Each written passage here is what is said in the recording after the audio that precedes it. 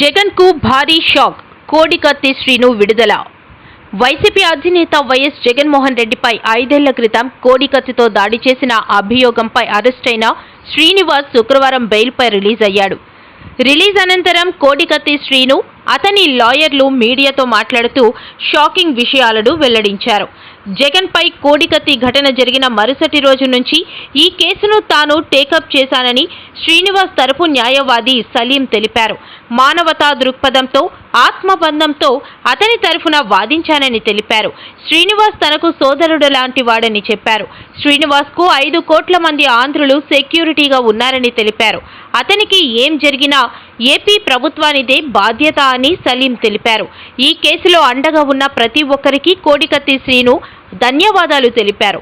రాజకీయ క్రీడలో సుమారుగా 5 సంవత్సరాల జీవితం, దేశంలో ఎక్కడా లేని రిమాండ్లో శిక్ష అనుభవించిన కోడికత్తి శ్రీను రాజ్యాంగం పుణ్యమా అని, న్యాయస్థానం దయతో బెయిల్ పొందడం చాలా గొప్ప విషయమని విదేశం రాష్ట్ర కన్వీనర్ డాక్టర్ బూసి వెంకట్రావు అన్నారు.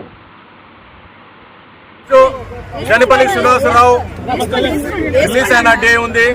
ఇది చాలా happy day for Janapalli Srinivasarao. ఆయన నాకు, నా ఫ్రెండ్ బూసి వెంకటరావు గారికి, మరి నా మిత్రుడు పిచ్కా శ్రీనివాసరావుకి మనం ఈ కేసులో 1 year నుంచి చాలా కష్టపడము. మీకు అందరికీ తెలుసా. ఈ రోజు న్యాయం గెలిచింది, అబద్ధం ఓడిపోయింది. తెలుసా, ఈ రోజు నుంచే ఈ న్యాయ పోరాటం కంటిన్యూ ఉంటుంది. ఈ రోజుకి ఇక్కడ ఆగదు. తెలుసా, ఈ కేసులో మన జనపల్లి శ్రీనివాసరావు మీద ఉన్న మచ్చని కడిగేసి భారం నా మీద ఉంది. ఆ మచ్చ తీసే వరకు ఈ కేసు మీద నేను పోరాటం చేస్తాను. ఈ ఫ్యామిలీకి నాకు అడ్వకేట్ క్లయింట్ సంబంధం కాదు, ఒక ఆత్మ సంబంధం. తెలుసా, ఆ ఫ్యామిలీకి జనపల్లి సావిత్రి అమ్మ నా పిన్ని గారు, జనపల్లి శ్రీనివాసరావు నా చిన్న బ్రదర్. ఓకేనా, వాళ్ళ జనపల్లి తాతారావు కూడా నాకు బాబాయ్ లాగా గారు. ఇక నా ఆత్మ ఫ్రెండ్ బూసి వెంకటరావు కూడా చాలా దీంట్లో కష్టపడాడు. నా పిచ్చిక శ్రీనివాసరావు కూడా చాలా కష్టపడాడు. దీంట్లో ఎస్పెషల్ దళిత సంఘాలు కూడా చాలా కష్టపడాయి. వాళ్ళకి కూడా చాలా చాలా ధన్యవాదాలు. దీంట్లో మైనార్టీ హక్కుల పరిరక్షణ సమితి కూడా ఫారూక్ షుబ్లీ గారు కూడా చాలా ఇది చేశారు. దీంట్లో మనం ఎంత కృషి చేసామో మీకు అందరికీ తెలుసు.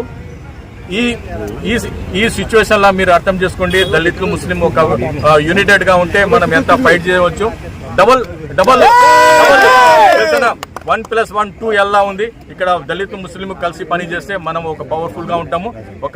ఒక ఏదైనా మనం సాధించవచ్చు. ఒక్క సంవత్సరంలో సాధించండి, 6 నెలల్లో సాధించామని ఈరోజు అనుభవం వచ్చింది. సార్ డే 1 నుంచి ఏం సార్ డే 1 ఎప్పుడు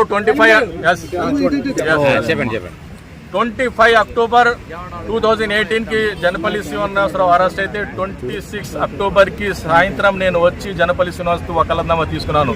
జనపల్లి శ్రీనివాసరావు వకాలత్నామా ఇచ్చేటప్పుడు జైల్లో ఉన్న హయ్యర్ అథారిటీ కూడా అతనికి అష్యూరెన్స్ ఇచ్చారు. నువ్వు మంచి లాయర్ని నిర్ణయించుకున్నావు శ్రీనివాసు. వాళ్ళు కూడా చాలా థ్యాంక్స్. దీంట్లో స్పెషల్ రాహుల్ గారు, సూపరింటెండెంట్ ఆఫ్ పోలీస్ జైలరు, దీంట్లో డిఎస్పీ వెంకటేశ్వర్ల గారు అండ్ జైలర్ మహేష్ గారు అండ్ మధుబాబు గారు కూడా ఒక చిన్న బాబులాగా అతను జైల్లో చూశారు. ఎప్పుడు ఏది ఇది చేయలేదు. ఆయన మొన్న నిరాహార దీక్ష 1 వీక్ చేస్తే కూడా అసలు జైల్లో ఎప్పుడు అలౌ చేయరు. కానీ ఇతని సిచ్యువేషన్ కి వాళ్ళు ఏమంటారు, సానుభూతి ఉండి, సింపతిగా ఉండి దాన్ని కూడా కంటిన్యూస్ చేయడానికి వారు పర్మిషన్ ఇచ్చారు. దానికి కూడా మనము హ్యాట్సప్ చేస్తాం. దానికి కూడా మనం ధన్యవాదాలు చెప్తాం సార్. బయట శ్రీనివాస్ సెక్యూరిటీ కోరుతున్నారా? బయట శ్రీనివాస్ కి సెక్యూరిటీ ఇవ్వాలి, అది రాజా ధర్మం. సలీం కి సెక్యూరిటీ ఇవ్వాలి, అది రాజా ధర్మం. బూసి వెంకటరావుకి సెక్యూరిటీ ఇవ్వాలి, రాజా ధర్మం. నా చెల్లెలకి, నా అక్కలకి, మీకి అందరికి ఇవ్వాలి, అది రాజా ధర్మం. Jaganmohan Reddy constitution of head, ఆయన సెక్యూరిటీలో అందరూ మనం ఉంటాం. మనకి ఏదైనా అయితే అతని మీదనే మనం నెట్టేస్తాం. ఓకేనా? సలీం గారు చెప్పండి.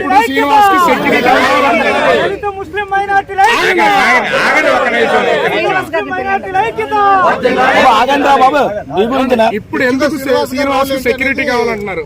ఎవ్వరికి సెక్యూరిటీ అవసరం లేదు. మాకు సెక్యూరిటీలా ఉన్నాం మనం అందరూ. తెలుసా, 5 కోట్ల జనాలు సెక్యూరిటీలా ఉన్నారు. ఏదైనా అయితే దీంట్లో first A1 Jaganmohan Reddy, A2 ఎవరికైనా చేద్దాం మనం. ఓకేనా?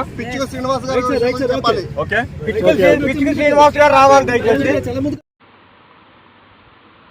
వాహనాలను ప్రారంభించిన కలెక్టర్, కమిషనర్.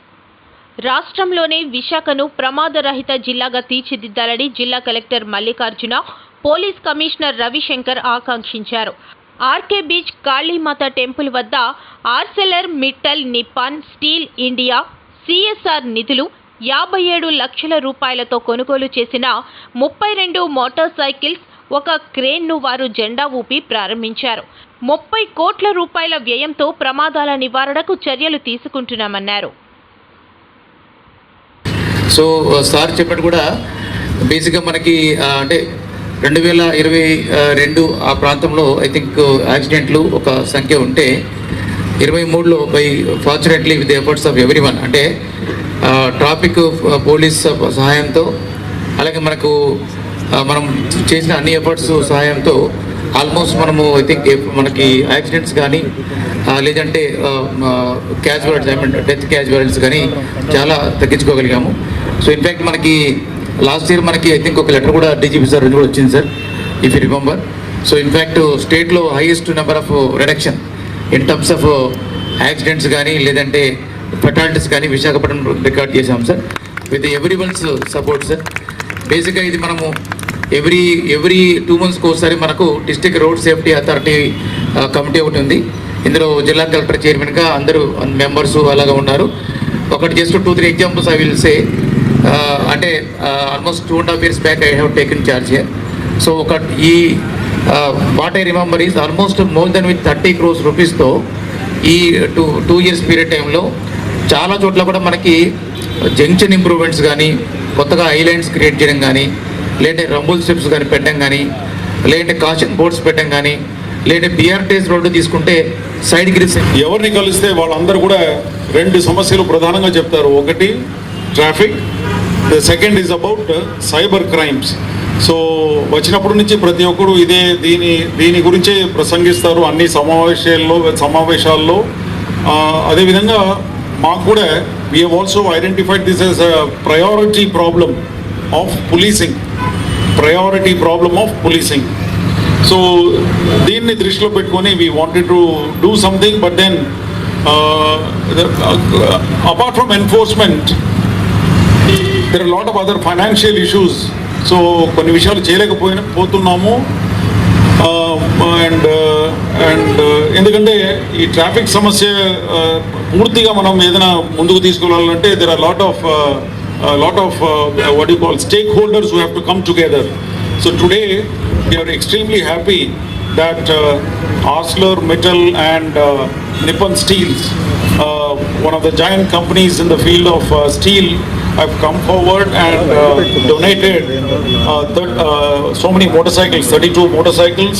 And మేము చెప్పిన విధంగా దాన్ని చాలా వరకు మోడిఫై చేసి దాంట్లో ఫస్ట్ ఎయిడ్ కిట్, తర్వాత first time at least I have not seen in India anywhere this type of a display board, a warning sign which is there.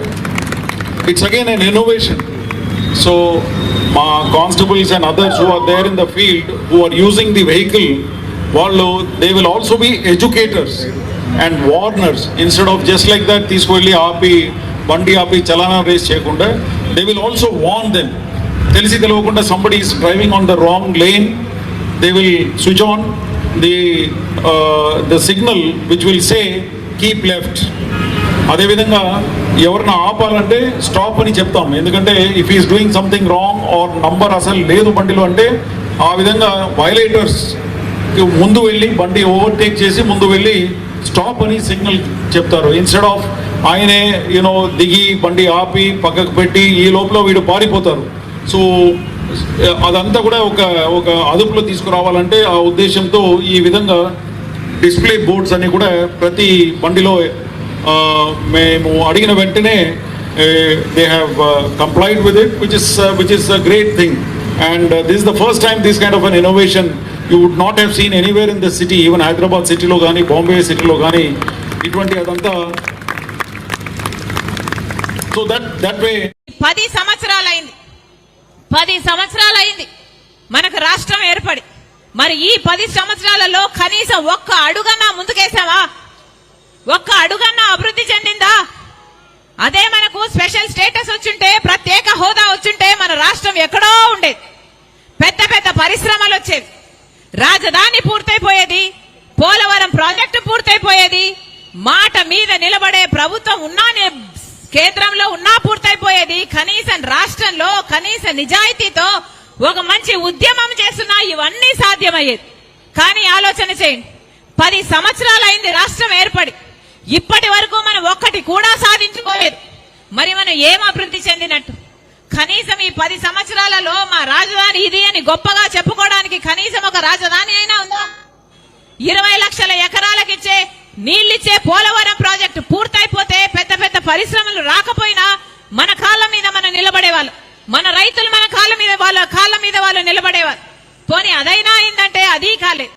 పెద్ద పెద్ద పరిశ్రమలు వస్తే మన బిడ్డలకు ఉద్యోగాలు వస్తాయి కదా అంటే ఒక్కరంటే ఒకరు, అటు చంద్రబాబు గారైనా ఇటు జగనన్న గారైనా ఒక్క నిజమైన ఉద్యమమైనా చేశారా?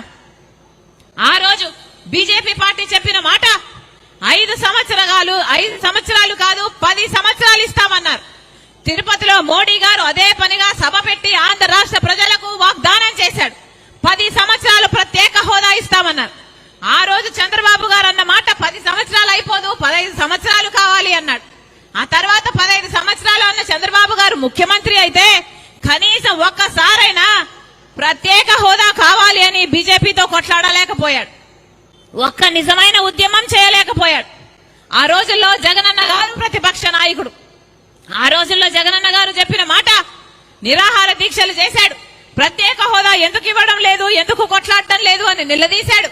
ఆ రోజుల్లో జగనన్న గారు చెప్పిన మాట, అందరం మూకుమ్మడిగా రాజీనామాలు చేద్దాం, కేంద్ర ప్రభుత్వం ప్రత్యేక హోదా ఎందుకు ఇవ్వదో చూద్దాము అన్నాడు జగనన్న గారు. మరి జగనన్న గారు ముఖ్యమంత్రి అయినాక ప్రత్యేక హోదా కోసము ఎంతమంది రాజీనామాలు చేశారు? మూకుమ్మడిగా ఎంతమంది రాజీనామాలు చేశారు? రాజీనామాలు కాదు కదా, కనీసం ఒక్కసారైనా ప్రత్యేక హోదా కావాలి అని మీరు మోడీ గారిని నిలదీయగలిగారా? ఒక్క నిజమైన ఉద్యమమైనా చేయగలిగారా? మీరా మాట మీద నిలబడేది. రాజశేఖర్ రెడ్డి గారు మాట తప్పకుండా మడమ తిప్పకుండా పరిపాలన చేశారు. మాట కోసం ప్రాణమైనా ఇచ్చేవాడు రాజశేఖర్ రెడ్డి గారు. మరి ఏమైంది? జగనన్న గారు పూర్తి మద్యపాన నిషేధం అన్నాడు, ఆ మాట నిలబెట్టుకోలేదు. ప్రత్యేక హోదా అన్నాడు, ఆ మాట నిలబెట్టుకోలేదు. మరి ఇదేనా రాజశేఖర్ రెడ్డి గారి ఆశయాలను నిలబెట్టడం అంటే? ఈరోజు మన రాష్ట్రంలో 8 లక్షల కోట్ల అప్పుల కుప్ప ఉంది. 8 లక్షల కోట్ల అప్పులు చేశాడు జగనన్న గారు. పోనీ ఇంత డబ్బు తెచ్చారే, మన రాష్ట్రంలో దేనికైనా డబ్బుందా? దేనికి డబ్బుంది? బీడీ బిచ్చము కళ్ళు ఉద్దరా అని ఒక సామెత ఉంది, విన్నారా? బీడీ బిచ్చం కళ్ళు ఉద్దర. ఈరోజు 8 లక్షల కోట్ల అప్పు తెచ్చారు కానీ దేనికి డబ్బు లేదు. రాజధాని కడదామంటే డబ్బు లేదు, పోలవరం కట్టుకుందామంటే డబ్బు లేదు, పెద్ద పెద్ద పరిశ్రమలు పెట్టుకుందామంటే డబ్బు లేదు, ఆఖరికి రోడ్లు వేసుకుందామంటే డబ్బు లేదు, జీతాలు ఇవ్వాలంటే డబ్బు లేదు, ఫీజు రీయింబర్స్మెంట్ ఇవ్వాలంటే డబ్బు లేదు. ఇదిగో ఇక్కడ అమలు ఉన్నారు, వీళ్ళ పెన్షన్ పాలసీ మార్చి వాళ్ళ కడుపులు కొడుతున్నారు, వాళ్ళ జీవితాలను కొడుతున్నారు, వాళ్ళ కుటుంబాలంతా రోడ్ల మీద పడతాయి అని ఎంతమంది ఎంప్లాయీస్ చెప్తున్నారు. సిపిఎస్ వద్దంటున్నారు, ఓపీఎస్ కావాలని అంటున్నారు. కాంగ్రెస్ పార్టీ అధికారం లేకొచ్చినాక పాత పద్ధతిలోనే మీకు ఓపీఎస్ ఉంటుంది అని ఈ విషయాన్ని మేనిఫెస్టోలో కూడా పెడతామని మాటిస్తున్నాం. ఏమైంది? ఒక్క రకంగానైనా బాగుపడ్డామా? ఒక్క రకంగానైనా సాధించుకోగలిగామా? 8 లక్షల కోట్ల అప్పుల కుప్ప ఈరోజు. అవినీతి సొమ్ముతో సినిమాలు దోచుకుని దాచుకున్న అవినీతి సొమ్ముతో వైసీపీ నాయకులు సినిమాలు తీసి ప్రజలను మభ్యపెట్టేందుకు ప్రయత్నిస్తున్నారని టీడీపీ రాష్ట్ర ప్రధాన కార్యదర్శి మహమ్మద్ నజీర్ విమర్శించారు. విశాఖ టీడీపీ కార్యాలయంలో ఆయన మాట్లాడుతూ, ప్రజాసేవ చేసి ఉద్ధరిస్తున్నట్లు విడుదల చేసిన వైసీపీ సినిమాకి జనాలు కరువైనట్లు తెలిపారు. అభూత కల్పనతో సినిమాలు తీశారని అన్నారు. సంబంధించినవి కానీ వాళ్ళ కుటుంబం సంబంధించిన వాళ్ళకి కానీ ఎప్పుడైనా ఇలాంటి జీవోలు ఇచ్చారా? అది ఇదే విచిత్రం. చిత్రం చూడడానికి ఇన్ని విచిత్రాలా? చిత్రం విచిత్రం, యాత్ర చిత్రం, మాత్ర విచిత్రం. యాత్రకి వెళ్ళాలంటే తలనొప్పి మాత్రం 4 పట్టుకుని వెళ్ళాలంట.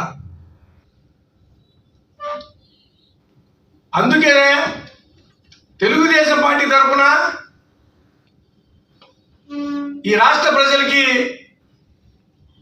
అలాగే ముఖ్యంగా వైసీపీ నాయకులకి తెలియజేస్తుంది ఏంటంటే,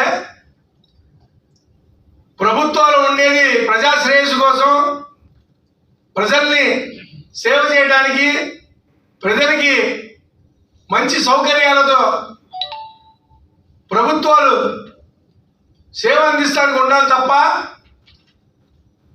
యాత్ర అనే యువజన శ్రామిక రైతు పార్టీకి సంబంధించిన సినిమాని ప్రమోట్ చేయడానికి రాష్ట్ర ప్రభుత్వం ఈ రకంగా పనికి మాలిన జీవోలు విడుదల చేయడాన్ని పూర్తిగా ఖండిస్తున్నాం. అందుట్లో ఇంకా నయం, జిల్లా కలెక్టర్కి టికెట్లు అమ్మమల్లా థియేటర్లో కూర్చొని ప్రభుత్వ ఉద్యోగులు కుటుంబాలతో వెళ్ళాలంటే 6 టికెట్లు తీసుకొని అంట అది ప్రొడ్యూస్ చేస్తే చూపెడతంట హాఫ్ డే లీవ్ అంట. వాలంటీర్లు అంటండి, ప్రతిరోజు వాలంటీర్కి థియేటర్స్ వాళ్ళు 10 టికెట్లు ఉచితంగా ఇస్తే ఆ సంక్షేమ పథకాల లబ్ధిదారులకి పట్టుకొని వచ్చి థియేటర్లో తోయాలంట.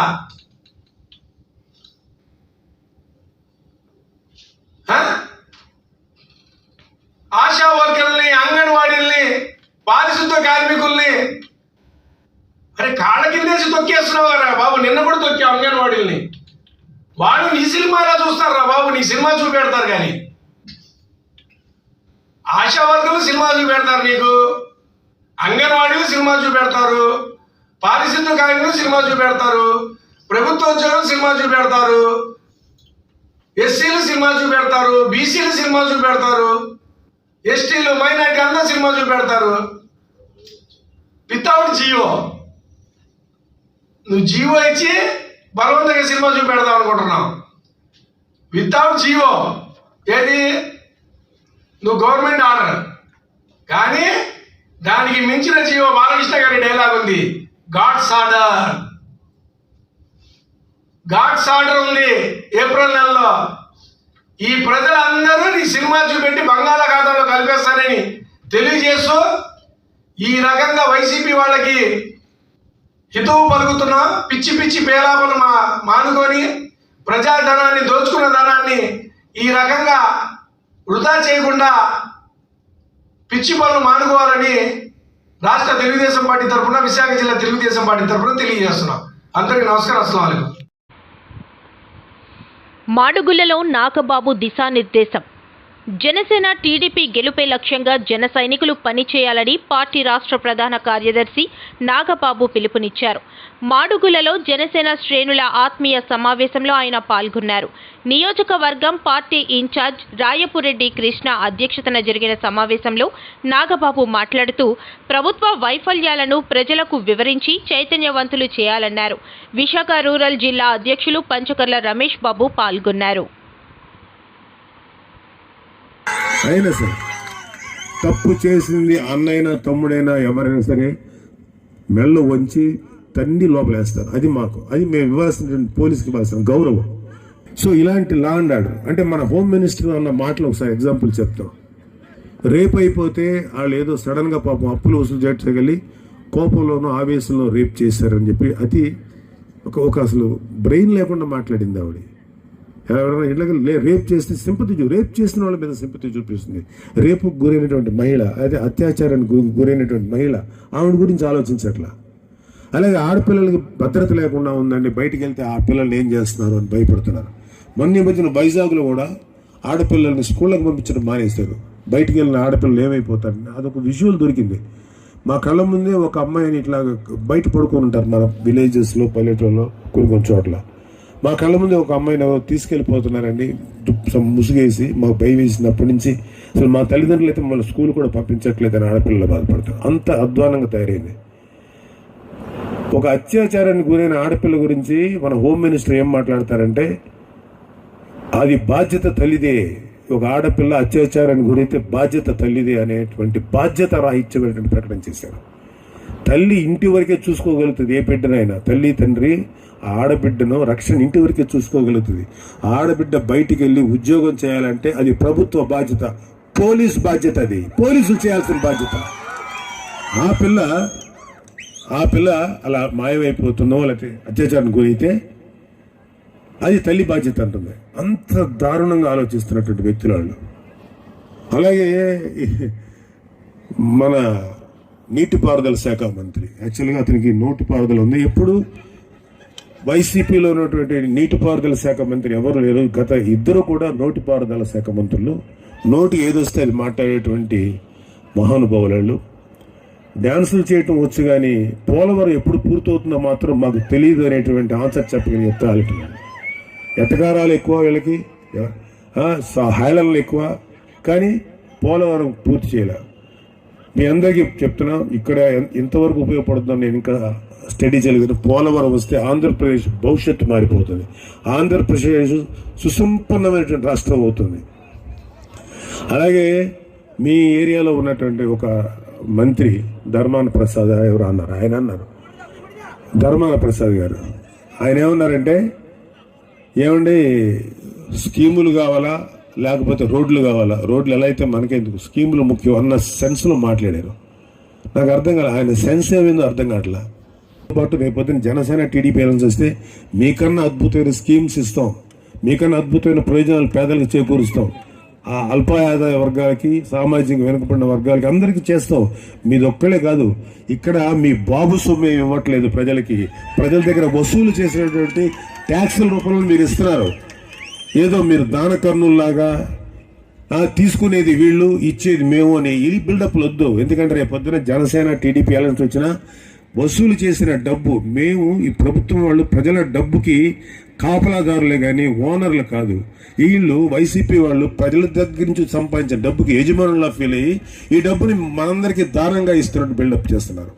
మనం అలా ఇచ్చినా పర్వాలేదు, దానిలో ఎంత కమిషన్ కొడుతున్నారు, ఎన్ని లక్షల కోట్లు సంపాదించారో ఊహించటం కూడా మన వల్ల కాదు. అంత అద్భుతంగా, అంత దారుణంగా సంపాదించారు ఈ వ్యక్తులు. అలాగే ఇక్కడ మన బొత్స గారు చాలా మాకు మంచి రెస్పెక్ట్ ఉంది. ఆయన అంటాడు ఎక్కువ చదువుకోవటం వల్ల నిరుద్యోగ సమస్య పెరిగిపోయిందని. ఎక్కువ చదువుకోవటం వల్ల జ్ఞానం పెరుగుతుంది స్వామి, నిరుద్యోగ సమస్య ఎందుకు పెరుగుతుంది? మీరు ఆంధ్రప్రదేశ్కి ఇండస్ట్రీస్ రానివ్వరు, వ్యాపారాలు రానివ్వరు. వచ్చిన వ్యాపారస్తుల్ని, ఇండస్ట్రియలిస్ట్ని తరిమేస్తారు. లేకపోతే మీ వ్యాపారంలోనూ మీ ఇండస్ట్రీలో మాకు సగ భాగం ఇస్తే కానీ మీకు ఎలా చేయమంటారు. అంతకు ముందున్న వాళ్ళు ఎవరైనా సరే ఏదో ఒకటి అడ్జస్ట్ చేసుకునేవాళ్ళు, వాళ్ళు పాపం అడ్జస్ట్ అయ్యేవాళ్ళు. కానీ ఏకంగా షేర్లు అడుగుతుంటే మన రాష్ట్రంలో ఎందుకు చేస్తారు? ఎన్నో వ్యాపారాలు, ఎన్నో ఇండస్ట్రీస్ తమిళనాడుకి, అప్పుడున్నటువంటి కేసీఆర్ ప్రభుత్వంలో ఉన్న తెలంగాణకి వెళ్ళిపోయాయి. మన యూత్కి ఉద్యోగాలు లేకుండా అయిపోయాయి. మొన్న మధ్యన డిఎస్సి కుర్రలు కలిశారు. మనం వాళ్ళని విమర్శించలేము, వాళ్ళు విమర్శించడం నాకు ఇష్టం లేదు. నేను ఒకటే మాట్లాడుతున్నా, మీరు పవన్ కళ్యాణ్ గారి వ్యక్తిగత జీవితమో, చంద్రబాబు నాయుడు గారి వ్యక్తిగత జీవితమో ఇవి గురించి కాదు.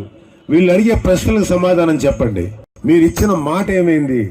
ఆ లిక్కర్ని రూపుమాపుతారన్నారు, లిక్కర్ని ఎక్కడ రూపుమాపారు? డిఎస్సి విద్యార్థులు ఎవరైతే టీచర్స్గా ప్రమోట్ కావాల్సి ఉన్నారో వాళ్ళకి జాబ్స్ ఎప్పుడు ఇచ్చిస్తారు? ఇంకా ఎన్ని ప్రామిసులు చేశారు? మీ అందరికీ తెలుసు కదా ఎన్ని రకాల ప్రామిసులు చేస్తారో. పోలవరం మార్చి చెప్పారు, వాటర్ డ్యాములు కదా. మీ ఊర్లో రోడ్లు నిర్మిస్తారని చెప్పారుగా మీ బూడి నాయుడు గారు, బూడి ముత్యాల నాయుడు. ఆయన చెప్పాడా లేదా? చెప్పారా? మీకు ఎలక్షన్స్ వచ్చినప్పుడు నెరవేర్చారా? మరి ఎలా అడుగుతారు? వాళ్ళు అడగండి, ఎలా అడుగుతారు మీరు ఓట్లు అడగండి. ఖచ్చితంగా నిలదీసి అడగండి వాళ్ళని. అంటే వాళ్ళకి ఒకటే నమ్మకం ఏంటంటే, ప్రజలు అనేవాళ్ళు డబ్బుడికి అమ్ముడిపోయేవాళ్ళు, జస్ట్ డబ్బు ముఖం మీద కొడితే మా ఓట్లు వేస్తారు. అది కాదు, నిజాయితీ కూడా చేయగలుగుతారు. నేనంటే ఎట్లా బుద్ధి చెప్పాలో ప్రూవ్ చేసి చెప్పండి, వాళ్ళకి ప్రూవ్ చేయండి మీరు. డెఫినెట్గా రాబోయేది జనసేన టీడీపీ అలయన్స్ ప్రభుత్వం. రేపొద్దున ఇక్కడ మాడుగుల్లో ఎవరైనా అభ్యర్థి ఉండొచ్చు. మనందరికీ ఏంటంటే న్యాయం ఏంటంటే, మనం ఇక్కడ చాలా మంది నాయకులు ఉన్నారు. కృష్ణ లాంటి ఇంకా చాలా మంచి భవిష్యత్తు ఉంది.